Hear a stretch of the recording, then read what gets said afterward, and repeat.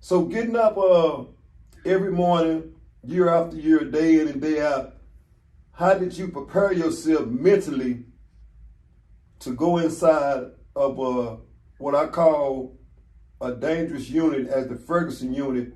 How did you prepare yourself mentally and physically to be able to go in there and come out as who you are? Well, mentally, I mean, you just got to know that the environment you're going to is a dangerous environment. I mean, at any given day, anything can happen. I mean, for someone to work there, and not to sound like I'm a scared person, but for someone to say that they worked there and they weren't scared to go to work every day, they'd be lying. Just because, like I said, you don't know what's gonna happen. I mean, yeah, the officers, you know, and the staff, they run the unit and they control what goes on. But I mean, when there's 200 officers and there's 3,000 inmates, I mean, just think about it, you know, at any given time, they could have took over that unit. But at the same time, you know, inmates, you know, it happens, but inmates, that's home for them. So, you know, they want to be able to take part in the opportunities that they give you there too. You know, nobody wants to lose visitation. Nobody wants to lose commissary. Nobody wants to lose day room time. Nobody wants to lose rec. You know, so mentally, you know, I knew what I was going into every day. You know, especially a lot when I worked in SEG, I worked level 3 at SEG a lot.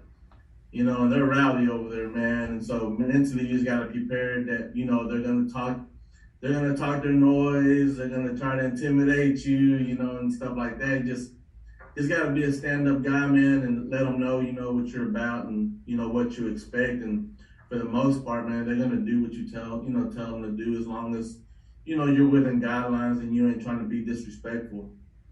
So let's physically, go ahead. No, go ahead. You're fine. Go ahead.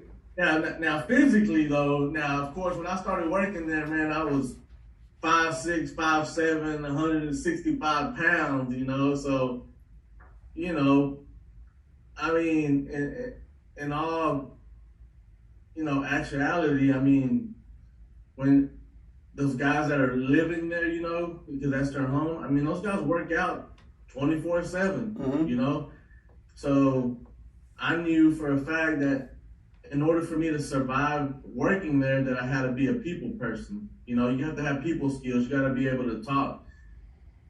You know, because there's no way that I was going to be able to get an physical altercation with most guys there and be able to come out on top. I mean, that's just not possible. I mean, I'm not saying there's not guys that work there that can't, but you know, I'm sure I'd be able to hold my own, but at the same time, like I said, you know, guys living there work out 24/7, man. I work there, you know. I'm just going there to do a job, get a paycheck so I can pay these bills, you know. So for the most part, you know, like I said, just going there the same way every day, and those guys, you know, they're going to treat you with respect. At the same time, you know, give respect to get respect. You know, it works both ways.